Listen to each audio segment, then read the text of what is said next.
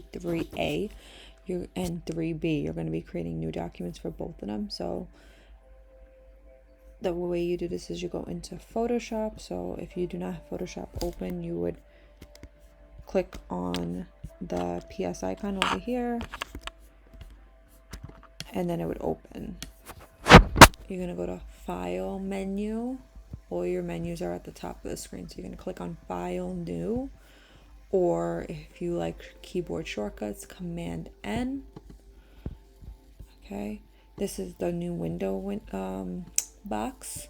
You should have your size requirements right here, as well as for the same thing for the second document.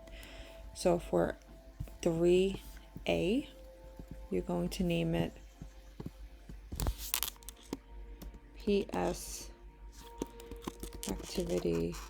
We're going to list it as 3A. I know here it says something different, but I want to keep everything uniform. So I will go back and edit this document before you receive it. So go to PS activity 3A. I'm going to do underscore. The underscore is next to the 0 on your keyboard. And we're going to name it with your last name. Okay, like that. So whenever you're submitting files, saving files, you're always going to add your last name to the file. That will make sure that I can keep it in an organized way, even though you'll be submitting on Google Classroom and I'll be able to see who's submitting. In case I have to download the files to print, it will keep it nice and organized by putting your last name, as well as if you accidentally sign into the wrong login or the wrong computer, you'll be able to still find your work if you remember where you saved it to. Our next setting is going to be 8.5 inches. So we want to always make sure that this is inches. We will never be using the other options that are here. You could use pixels if you're doing things for Instagram, YouTube, or other online platforms, TikTok, if you're creating something for a TikTok video. But in my class, you're always going to be sticking to inches, okay? So 8.5 by 11, this size is a regular size piece of paper, like printer paper. And our color mode is going to be RGB, okay?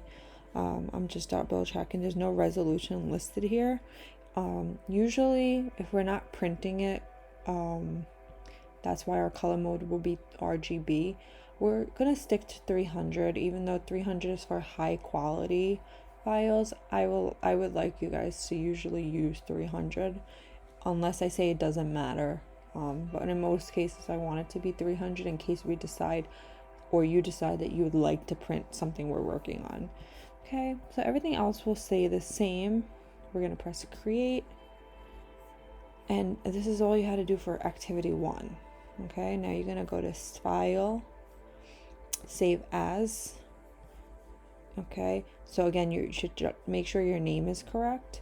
You want to make sure where you're saving it, where you will find it. So the where is the location. So we will have a folder made for you on here, like you see mine up here. For right now, I'm gonna just click on desktop, which you guys can do if you do not have a folder yet.